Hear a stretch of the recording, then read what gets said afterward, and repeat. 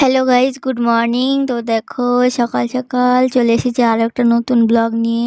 এটা হচ্ছে 2-4 দিন লেট হয়ে গেল ব্লগটা ছাড়ছে। যতই ভাবি যে 2-1 দিন, মানে 2 দিন গ্যাপ হলে কোনো ব্যাপার না, কিন্তু যদি একদিন ভাবি, যখন ভাবি যে একদিন পরে ব্লগটা ছাড়বো, এডিট করা হয় না, ছাড়াও হয় না, মানে ভিডিওটা করা হয় কিন্তু আর কী করবো বলো, পড়াশোনারও চাপ আছে, তো সবই করতে হবে একটু একটু করে।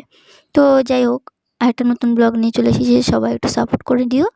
তো অনেক কাজ করতে হবে আজকে, তো ঘর-টর ঝাড় দিয়ে দিলাম।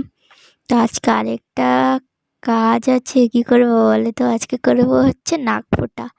তো মা নাক ফোঁটা করে দিবে, তো তার আগে চলো ঘরটা ঝাড় দিয়ে নিই, দেখতে থাকো ব্লগটা। আর কেউ, হ্যাঁ, তোমরা যারা যারা ব্লগ বানাও জানোই যে একটা ব্লগ করতে কতটা খাটনি, কতটা মানে খাটতে লাগে একটা ভিডিওর পিছনে। তো অনেকের তো সবসময় তো সবাই জানো যে ডেইলি দেওয়া সম্ভব হয় না। আবার কেউ বাইরে যায়, যাদের মানে কাজ থাকে না আর কি, ধরো অল্প অল্প মানে যারা অনেকে টাইমটা মেনটেন করতে পারে। ধরো আমার ব্যাপারটা আলাদা, আমি পড়াশোনা করি, এর জন্য অনেকটাই লেট হয়ে যায় ভিডিও ছাড়তে। তো বড় ভিডিও সেভাবে আমি ছাড়তে পারি না। তো আমি আরেকটা ভিডিও নিয়ে আসবো তোমাদের সামনে, যে আমার আগের যে চ্যানেলটা আছে, ধরো আমি একটা ভিডিও অনেকগুলো সব চ্যানেলেই ছাড়ি, তো ওই কথাগুলোর জন্য এরকম হয়ে যায়। আমার একটা চ্যানেল আছে 16,000, সেখানে কিন্তু হয়ে গেছে, কিন্তু আমার ওয়াচ টাইম আমি কিছুতে পূরণ করতে পারিনি, তার জন্য আমার ওয়াচ টাইম কিন্তু কমে গেছে, আমার ভিউজও কমে গেছে। সেটা নিয়ে একটা ভিডিও আমি বানাবো। হ্যাঁ, তো দেখতে থাকো, আমি ঘরটা ঝাড় দেওয়া হয়ে যাচ্ছে দেখতে দেখতে, কথা বলতে বলতে। আর মেন সমস্যা হচ্ছে কি বলো তো, ধরো একটা ভিডিও করলে এডিট করা, ধরো এডিট করাই হয়ে গেলো, যখন ভয়েস দিব তখন হচ্ছে মেন সমস্যা। তো সেভাবে হচ্ছে, এর জন্য আর বড় ভিডিও মাঝে মাঝে তো মানে করতে ইচ্ছাও করে না।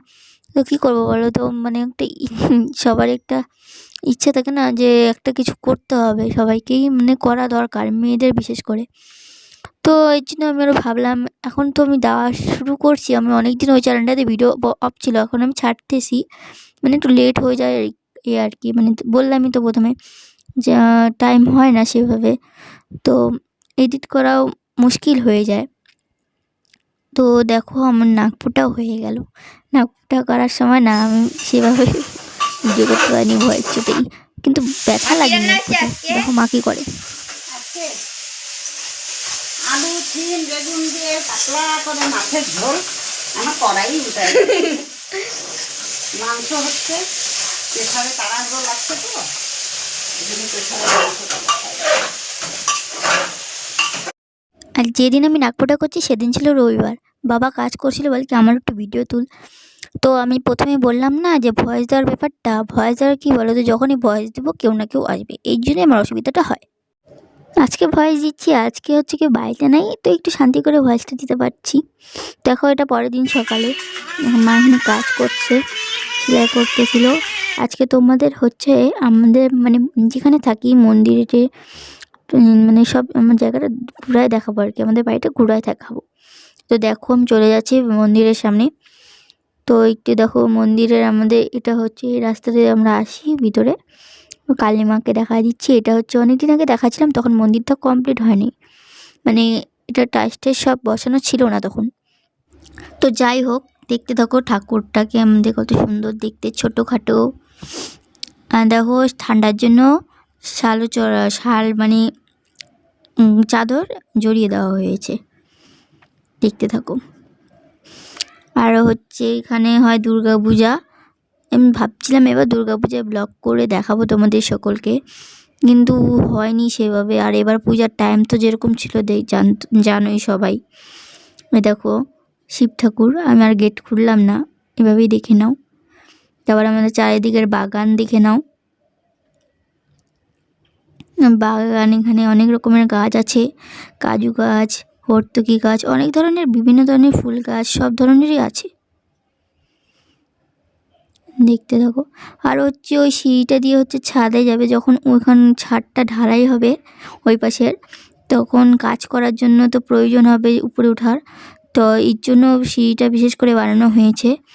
দেখতে তখন আমাদের ঘরটা এই যে এদিক দিয়ে যায়, ওই দেখো এখন মা করতেছে সেলাই। দেখবা এখন। এটা হচ্ছে আরেকটা দরজা। দেখো মা সেলাই করতেছে। এখন আমাদের ঘরটা একটু ঘুরিয়ে দেখাই। তো এখানে আমাদের ঘরটা সেভাবে একটু দেখাতে পারলাম না, কারণ অগোছালো হয়ে রয়েছে। গুছানো আর কি, জানোই তো কাজ থাকলে, এখন আমি পড়াশোনা নিয়ে যাওয়া, তো কারোর এখনো গুছানো হয় না। মাও টাইম পায় না, সেলাই টিলাই করে। তো দেখতে থাকো, ওই ঘরের অবস্থাটা একটু খারাপ হয়ে আছে আর কি। এটা হচ্ছে ঠাকুমা আর ঠাকুরদা, দুজনেই আর নাই। তো দেখো সেলাই করতেছে মা। প্রথমেই দেখাইলাম তোমাদের এই যে বইয়ের টেবিল, ঘরটা ভালো করে গুছানো হয়নি এখনও, যে সেলাই করলে একটু হয়ে যায়। তারপর একটু ফেসিয়াল করে, মানে আমাদের কম্পিউটার থেকে একটু ফেসিয়ালের ব্যাগ দিচ্ছে একটা, তো ওটাই আমি এখন একটু ইউজ করব। মুখটা প্রথমে ধুয়ে নিয়েছি, এখন স্টেপগুলো মেনটেন করে আমি সব দিব আর কি, পরপর দেখতে থাকো। এটার ভয়েস দিলাম না। তো চলো স্টেপ মেনটেন করে অনেকগুলা ইউজ করা যাক। তো প্রথমে তো বললামই মুখটা ধুয়ে নিয়েছি, তারপর ওটা দেখাইছিলাম। তো আমি এখন স্টেপ ফলো করে এগুলো সব দিব। তো দেখতে থাকো ভিডিওটা, আর কেমন লাগলো অবশ্যই জানাবা। না জানালে আমার ভিডিও করার ইন্টারেস্ট থাকবে না, তো অবশ্যই করবা।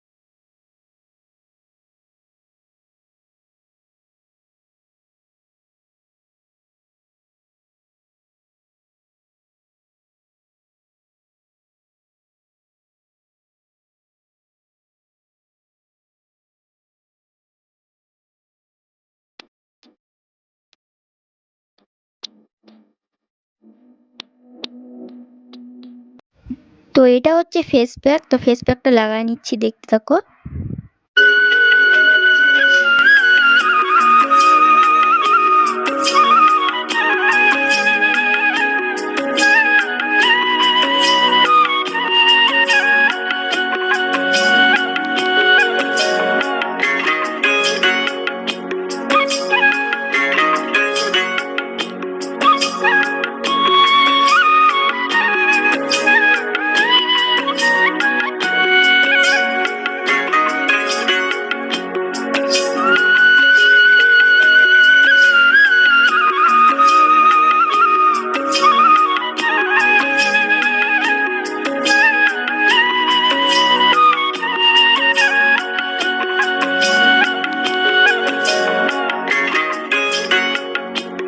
তো